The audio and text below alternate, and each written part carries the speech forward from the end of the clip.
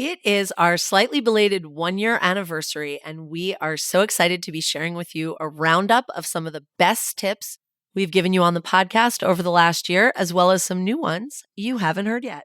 Stay tuned. Welcome to Parenthood Prep, the only show that helps sleep-deprived parents and overwhelmed parents-to-be to successfully navigate those all-important early years with their baby, toddler, and child. If you're ready to provide the best care for your newborn, manage those toddler tantrums, and grow with your child, you're in the right place. Now, here's your host, baby and parenting expert, Devin Clement.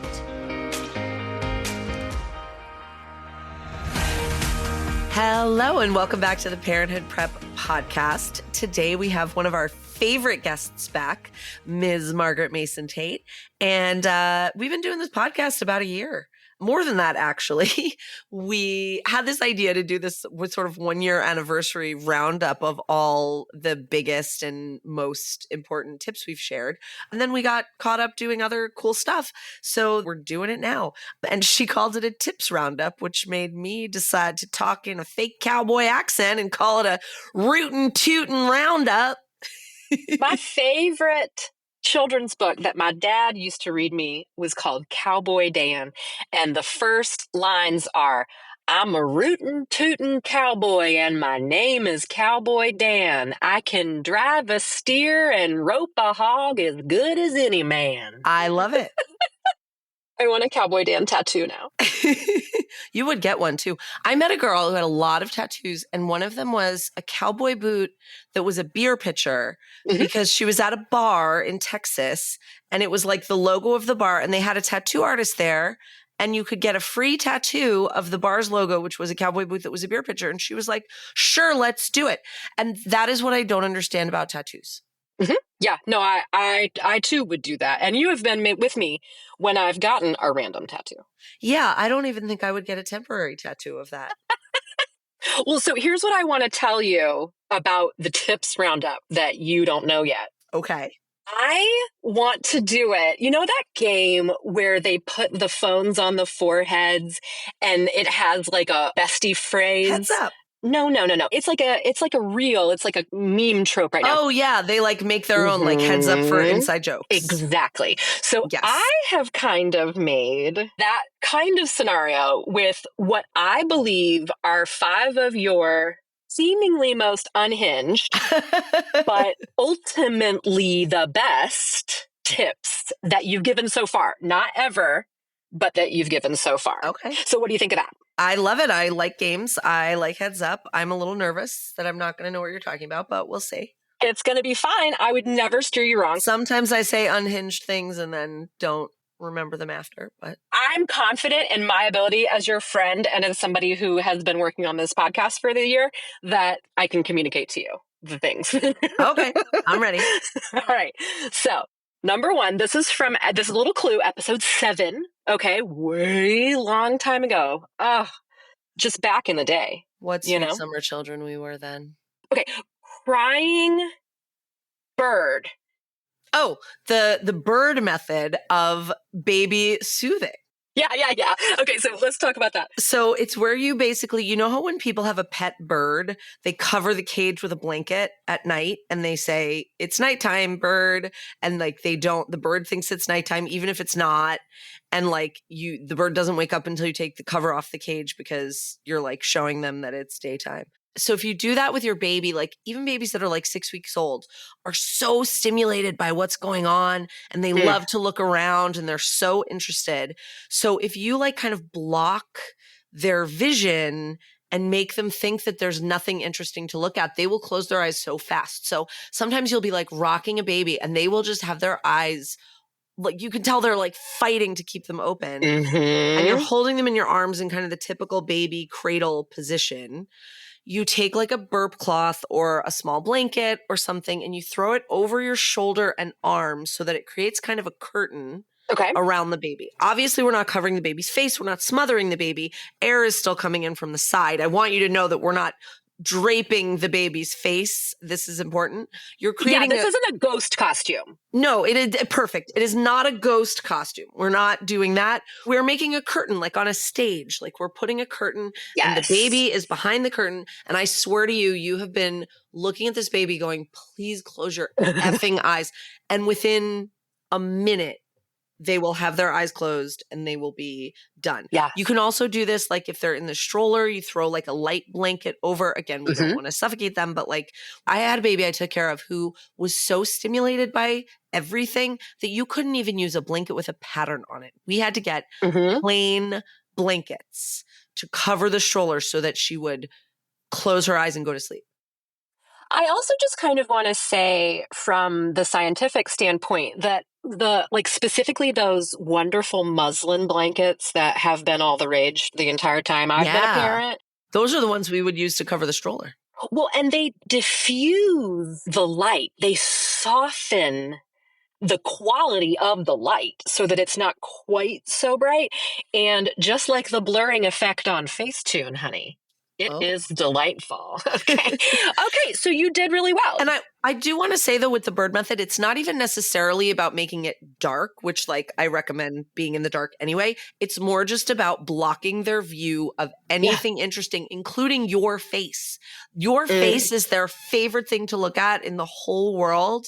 And then, you know, parents' faces and then everybody else's faces, they love that. So if they can't see anything but a boring burp cloth, they're going to be like, F this, I'm going to sleep. Yeah, if I'm looking at a silver movie screen and there's no freaking movie on it, I'm probably going to close my eyes too. And sometimes if I don't have, for whatever reason, access to that, I might just put my hand over, like almost like I'm shading them from the sun. Like I just put my hand over their forehead. You can also do like a downward stroke on their eyebrows to get them like a little relaxed.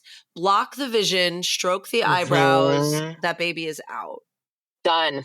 Okay, so you knocked that one out of the park. That one wasn't hard? No. Okay. That's one of my favorite tips. Well, okay, so this next one is my ultimate favorite tip. I think that this is absolutely brilliant, but I don't want to give anything away. This is from episode 19. Okay, the clue that I'm going to give you is, hey, girl. Oh, Ryan Gosling. Yes. Ryan Gosling and the brownies. Talk to me about it. Ryan Gosling and the brownies. So there's a whole episode about this, but I'll try to be quick about it. If you woke up in the middle of the night and Ryan Gosling was in your kitchen making brownies, would you go back to sleep? Absolutely not. Absolutely not. And if night after night, every time you woke up, you got to go eat brownies that Ryan Gosling had made you and sat with you while you ate, would you ever decide that you were just going to sleep instead of doing that? Absolutely not. Absolutely not. So why would your baby suddenly decide that they're just going to go back to sleep when they wake up in the night, when the alternative is you come in, their favorite people, and say, hey, girl, hey, boy, hey, kid, like, what's going on? Why are you awake? Oh, hey, let me pick you up. Oh, let me rock you. Let's bounce on the ball. Oh, you want to feed? You want to bottle? You want to nurse? Like, let's do that. Who would choose not that? I mean, quite literally not me. Yeah. So it doesn't necessarily mean you have to just ignore them and let them scream and cry. I mean, of course. Listen to the episode. But when you respond to your baby in the middle of the night, don't make it as exciting for them as Ryan Gosling making brownies would be for you. So the tip ultimately is don't be Ryan Gosling, which is shorthand that sounds, like I said, it sounds unhinged, but it's so legit. It does. It is so legit. It's true. And a lot of times what happens is they've been sleeping well and then they hit that regression, which they call the 4-month regression, but really happens at like 12 weeks. Right. And so then you're kind of perplexed. You're like, why are you waking up all of a sudden? What's going on here? Hey. Let me make some brownies about it. Let me make some brownies about it. And then the next thing you know, they're 7 months old and still waking up 4 times a night. Absolutely. Because every night you go in and make them brownies and you're their Ryan Gosling. Yeah. You get used to being Ryan Gosling just as much as they get used to you being Ryan Gosling. Mm-hmm. And I did just want to say there is an entire episode about this, and we're going to link all of the episodes that we mention in the show notes. So if you're listening to this, please, after this episode is over, click on the show notes and listen to episode 19. It's one of my very favorites ever. It's a good one. Okay. This one, I got to tell you, is going to be the trickiest for me as the clue giver. Okay. Saving money on your honeymoon. Oh, okay. People should be planning to have a baby from before they even get engaged. There we go. Yeah, you knew it. And honestly, like, I don't even necessarily think you have to like scrimp and save and make different choices. You just have to be thinking ahead to, you want postpartum support more than you want the slightly better flowers at your wedding. Yes. I would have much rather had postpartum support immediately postpartum than I would have had matching bridesmaids' pajamas. Yeah. You know, these little things that are not ultimately consequential. And I gotta say, I have a lot of faith that my friends would have rather me had postpartum support than them have a random pair of pajamas or a gift basket or just whatever. Yeah. And I hear what you're saying about, you know, you don't have to scrimp and save and sacrifice. But that's only true if you do it from the very beginning and you start thinking about it. Right. That's how you don't have to cut anything out, is if you plan from the very beginning. When you're halfway down the road. Or, you know, in a different way, like say you're very fortunate and your parents are paying for your wedding or whatever. Being in the mindset that your postpartum support and care is as important as your wedding and your honeymoon. Like, we had a client for sleep training years ago who literally wrote in her review, "This was better money spent than my wedding." Yes. So if you are fortunate enough to have access to that, you know, I look at people who agonize over paying for some overnight care, paying for sleep training. And then I go to their home and I see this like pictures from this wedding that they had. And I'm like, this is, and they realize it. They do. And I think just in general, if you want to have kids, if you think that's something that you might want, don't wait until you're pregnant to start preparing and start getting ready for that. Like the same way you would save up for a bigger house or a bigger car or whatever, like think about getting that support on board. And it's not like a failure if you get, I mean, okay, let's make a whole episode about this. When I was a teacher, I came straight out of college and graduate school into teaching. I was in my early 20s and I knew at that time that I wanted to get married and I wanted to have kids. Right. And when I got my, you know, teaching package, you get 10 sick days a year. And when you go on maternity leave, you can use your sick days as part of that. Okay. And I said to myself, you know what? Say I want to have a baby in 5 years. It would be amazing to have 25 sick days in the bank. So every year I tried to use 5 or fewer sick days. Of course, if I was like very sick, as you are often in the first year of teaching, Sure. you know, I would still use it, but I was careful about my sick days because I wanted to save them up. And in fact, I said that once to one of my coworkers who was like middle-aged, she had like teenage kids. And she said, "Why are you thinking about that already?" And I did the math for her. And I said, yes, if I want to have a baby, even though I don't even have a boyfriend, I could see myself having a baby in 4 to 5 years, and having 20 or 25 extra sick days is going to go a real long way for that. And she was like, wow, that's really smart. Actually, you are right. And then I ended up leaving teaching and got to use all my extra sick days in my last couple months of working, which was cool. But I mean, we love to see it. We absolutely love to see it. Just thinking about that and just planning ahead, I didn't want to get to the point where I was like, shit, I'm pregnant. I have 3 sick days in the bank and I'm going to want to spend more time home with my baby that I'm getting paid for. Yeah. And additionally, like, you know, pregnancy is kind of tough for some people. Yeah. And maybe needs sick days on the front end of that. So, I mean, it's just so smart to start prepping. And, you know, I've been married. I've also been divorced. And part of that divorce really was a huge amount of disproportionate emotional labor or like invisible labor. And I believe that having postpartum support, if you can, is better than marital therapy. Oh, 1,000,000%. Genuinely. We say that all the time. And sleep training. Yes. We say that all the time. I want to do a post or an article or something about things sleep training is cheaper than. Love that. And one of them is fucking getting divorced. Oh my God. It's true. It's very true. Okay. So I can't believe it, but we're already more than halfway through. I'm going to move to, I think what would be your favorite tip. Maybe I'm wrong, but I know you pretty well. This is from episode 27. And your clue is Zelda. Oh, treat your baby like a video game character. You love it. You love video games. You love all of that. I do. Well, Zelda in particular, but I wish that babies were like a Tamagotchi. Like, you remember those? Oh my God, yes. And they told you when they were hungry or when they were tired or what. I mean, they do, but like had it very obviously, like a little screen on their forehead that showed you.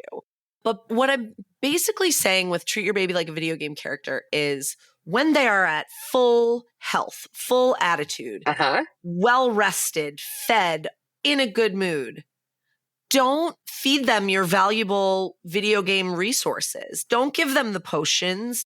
There was a game we used to play called Gauntlet at this like arcade in town that people used to have birthdays at. And I remember there was like this chicken leg and you'd walk around with your character in like the palace or whatever. And if you got the chicken leg, it was like your food, like you got a boost. Yeah. But if you had full health, you didn't need the chicken leg. Mm-hmm. And so if you got it, it would just go to waste. And in Zelda, you save your resources. If you just started drinking your magic potions when you had full hearts, that would be stupid. Yeah. So you save your magic potions, which are what? The snacks, the Play-Doh, the screen time. The song you hate. The song you hate on repeat.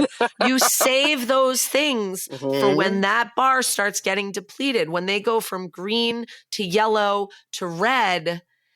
And then you don't have a kid who's starting to get cranky, who's already done Play-Doh, already listened to that song you hate, already watched TV, already eaten snacks, and you have all those resources at your disposal. And my favorite story, which I told on that episode, is I was at lunch with a friend and her toddler. He was like 15 months old or something. And we ordered food. And the food hadn't come yet. He was sitting on her lap, but we had the high chair there.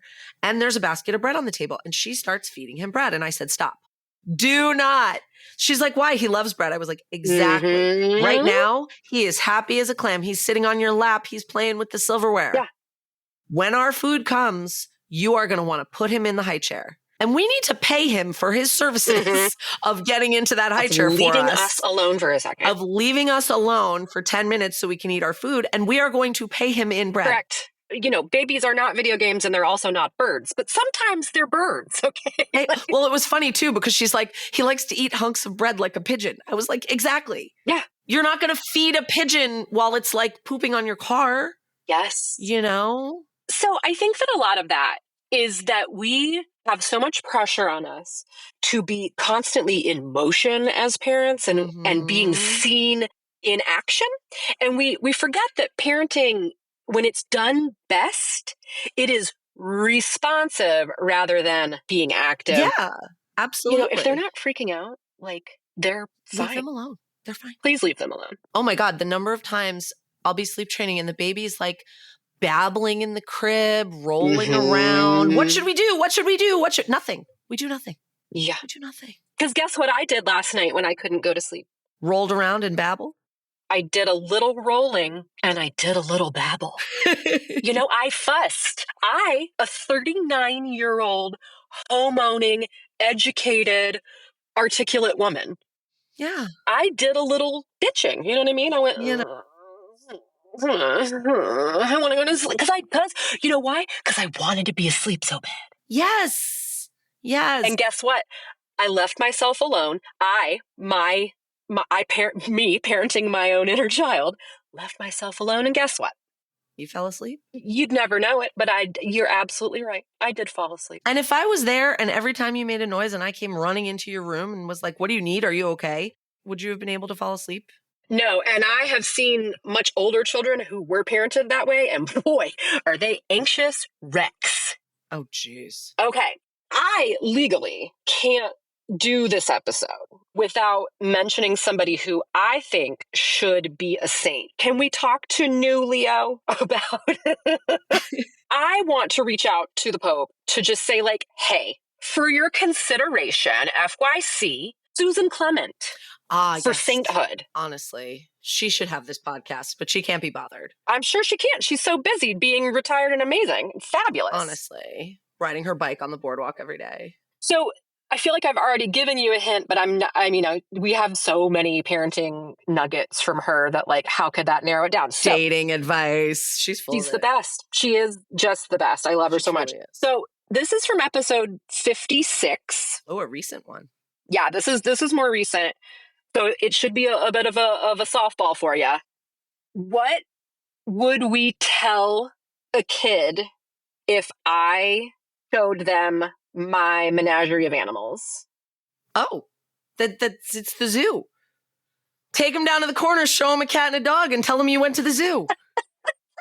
She is the queen of, like, don't parent until you need to. The queen. And I was raised beautifully. Oh, absolutely.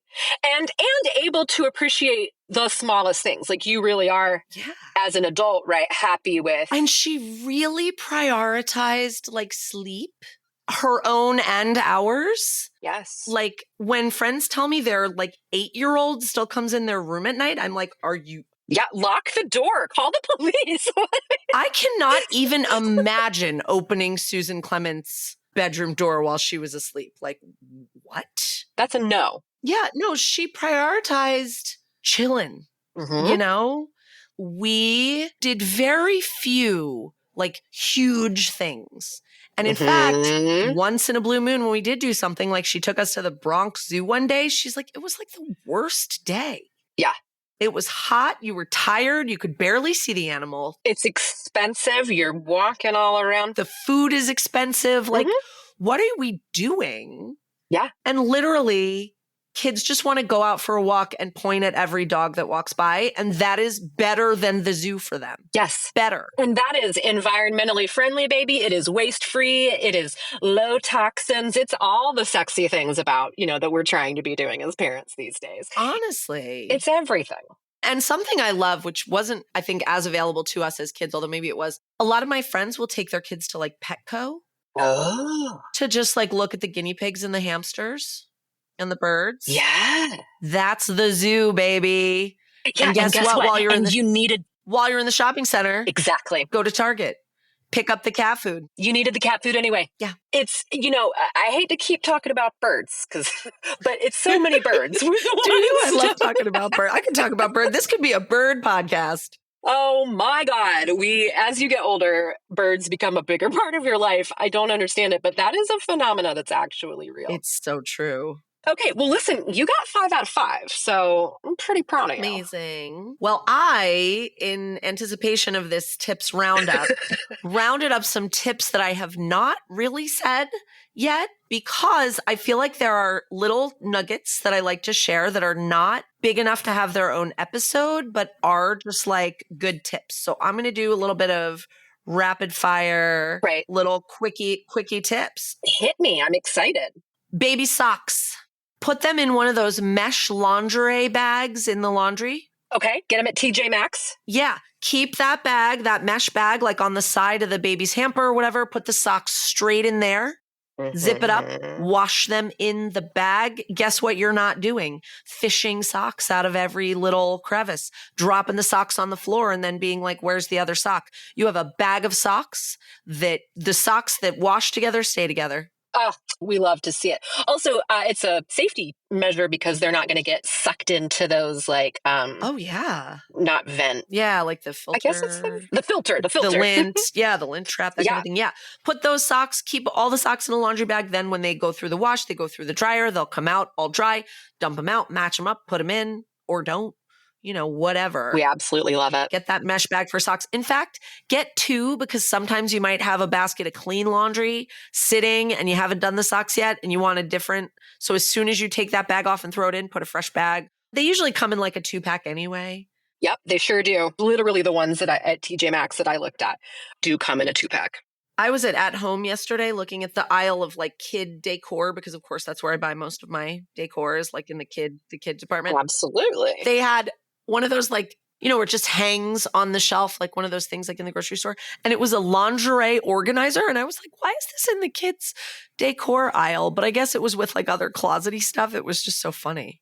It's interesting that you say that because guess whose kid has 3 of those in their closet? Honestly, it's probably Mine. great for kid stuff. I just was laughing. I was like, oh, yes, for your children to store all their lingerie. All of their lingerie. All right, hit me with the next one, baby. Okay, nail cutting. What is harder for a parent than cutting their baby's nails? You should see the look of disgust on her face right now. I can't. This topic is so distressing to me. Because you cut your kid, right? Yes, the very first time I ever cut Hamish's nails, I cut him and I can still hear the sound, not of him crying, but of the... Yep. And it wrecked me. I made my mom do it until she died, literally. I'm telling you, I had a client who, not that she had ever even done anything bad, but I just was with her so much. And then even when, after the babies were older, I was like babysitting them once a week. And this was a long time ago.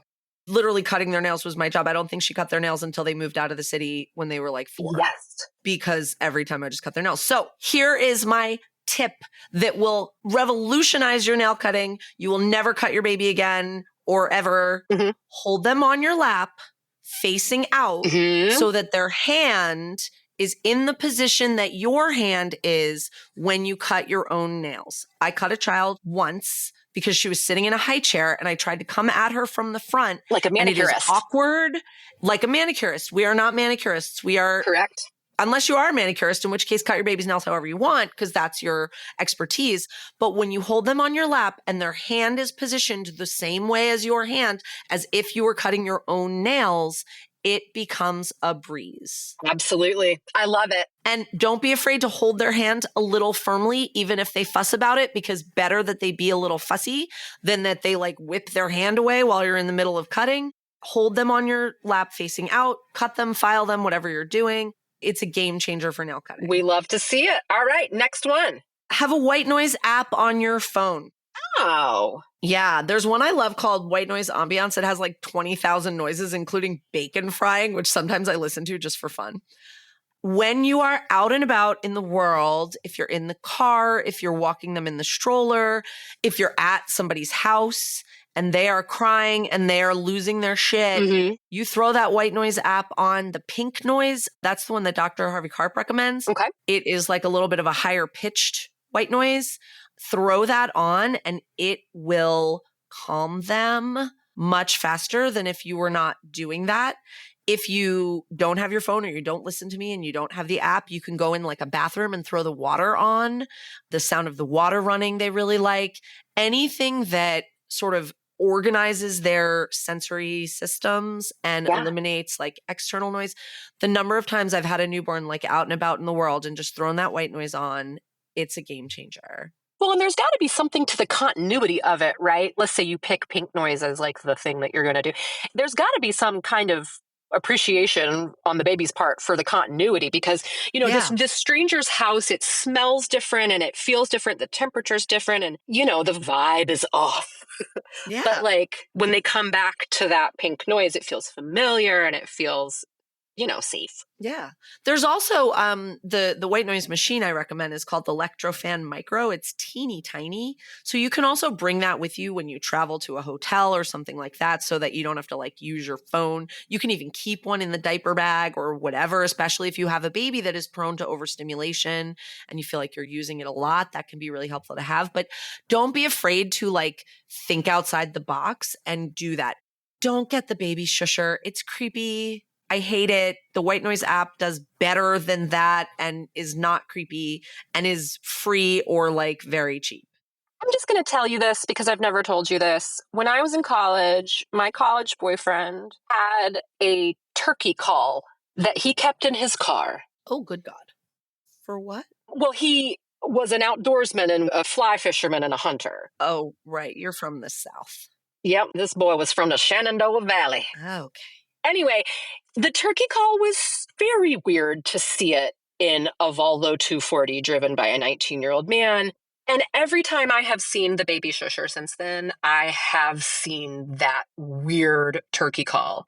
So people might be like, why does she think that the baby shusher is creepy? It is because it is a turkey call. And I think whoever invented it was very well-meaning. They were like, oh, the baby responds when I shush them, so I'm going to make a device that does Of that. course. But actually, the only reason we go shh, shh, is because we need to breathe. If they could have continuous noise, then that's even better. I love your tip about the water running. Okay, we've gotten through a few. Do you have any more? I have 2 more. Hit me. When you're feeding them baby food out of a pouch, Yeah. just squirt it right in their mouth. Why? What else would I do? What do you mean? I watched a dear friend, I love her, squirt the baby food from a pouch into a bowl. A bowl that she had to wash? A bowl that she then had to wash. I was like, why are we dirtying dishes in this moment? The baby pouches were invented so that we did not have to dirty as many dishes. Yes. So at the very most, squirt it onto a spoon and just spoon it in, do a little squirt, spoon, squirt. Like, Sure. Why are we bringing a bowl into this? The bowl can take a break. We don't need a bowl here. And frankly, anyone who is judging you for squirting a pouch directly into your baby's mouth does not have kids. Correct. Or is criminally insane because they spent so much time washing bowls that they dirtied with the food from the pouch. Do not let anybody's weird, self-righteous bullshit about what they did and their sacrifices and I cleaned my whole house every day, top to bottom, and my child, please cut corners. You know who didn't do any of that? Susan Clement. Neither did Yvonne Mason. I'm here to tell you right now. Yes.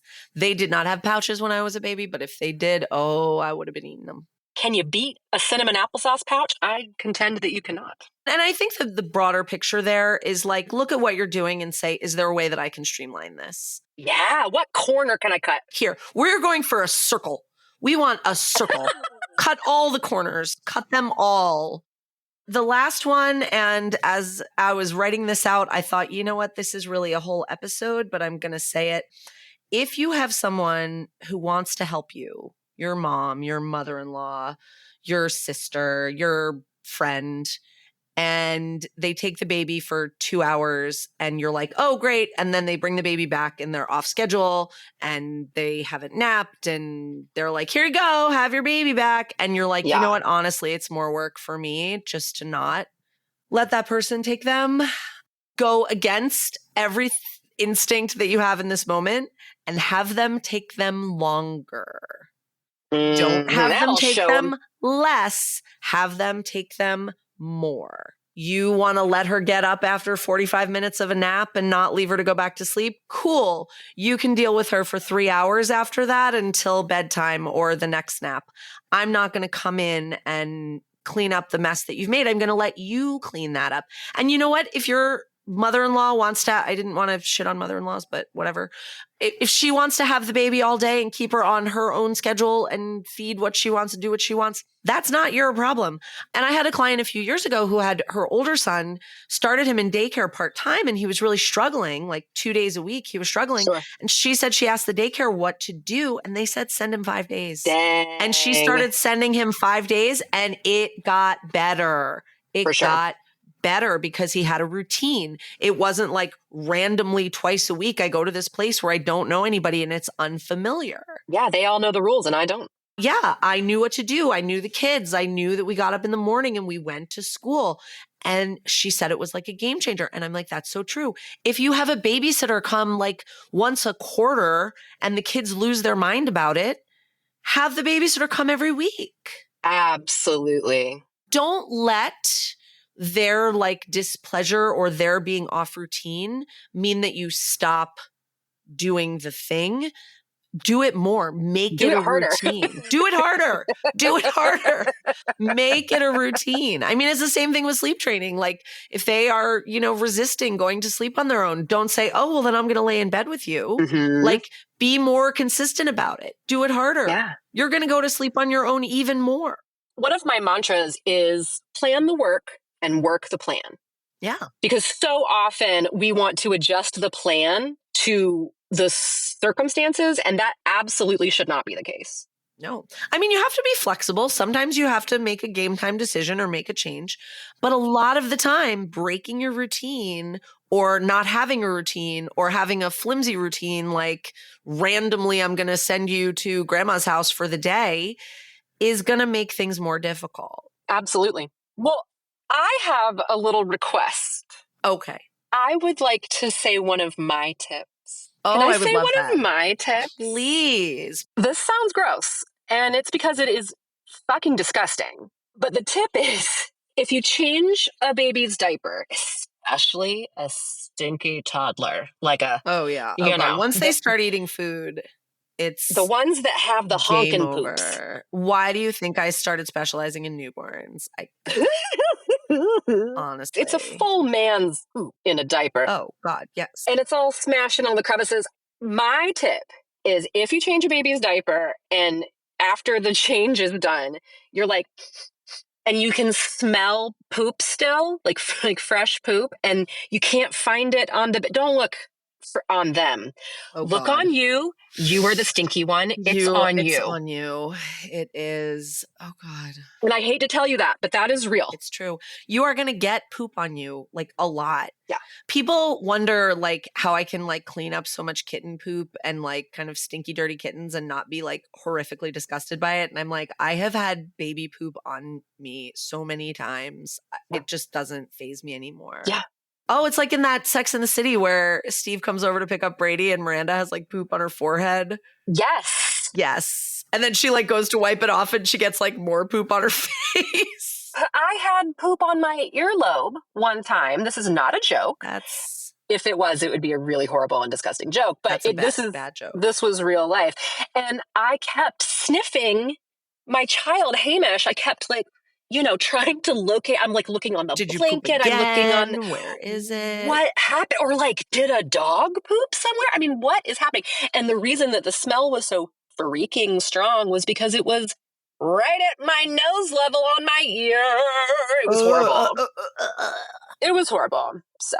You also learn pretty quickly to keep your mouth closed. For me, it's, when you do the thing where you, like, lift the baby up over your face like an airplane and you're like, the baby's flying. And then they drool and it goes directly into.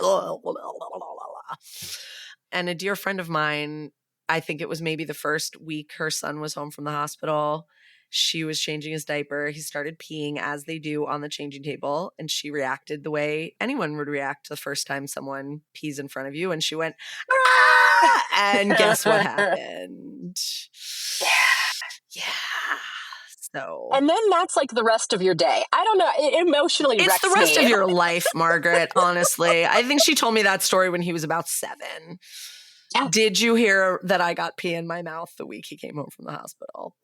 I mean, it's disgusting and horrifying. I do have another quick funny story before we go. Can I tell it? Of course. Okay, so I had a lovely client a few years ago, the most New York of stories. She was single. She wanted to have a baby. She was, getting older. She was like, you know what? I'm just going to do it by myself. She had a friend who wanted to be her sperm donor. Mm-hmm. He was a gay man. He was older. He did not want to raise children, but he did want to have a child and be part of a child's life. And you know what? It was a lovely arrangement for the both of them. They were thrilled with it. That's wonderful. He was lovely. She was lovely. Now, this was a middle-aged gay man in New York City. He had never been around a baby in his life. Yeah. I was there supporting her. He came over to visit. Great, lovely to see you. I said, do you want to hold the baby? He was like, yeah, okay. So I put the baby in his arms very gently. He's holding the baby. It's so sweet. He's looking at the baby. And the baby starts pooping. And a newborn, when they poop, you can really hear it. Like, it's loud. It's like comically loud? And I'll tell you why. It's because they don't have butt cheeks yet. But that's also why the poop shoots straight up their back. I was just saying this to a new mom, but we'll talk about that after. So he's holding the baby. He starts making this noise, and the guy freezes, like, and I said, oh, he's pooping. Or he's like, what's happening? I was like, he's pooping. Do you want me to take him back? And he goes, no, it's okay. It's my first time touching someone while they do that.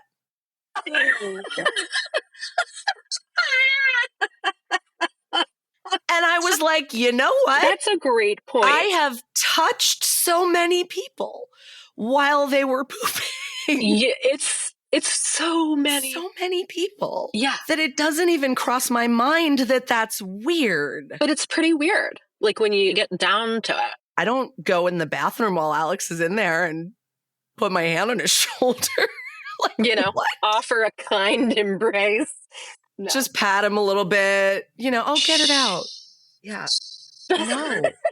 It is not a normal thing until you are a parent or a caregiver of a child to touch someone while they poop. Yeah.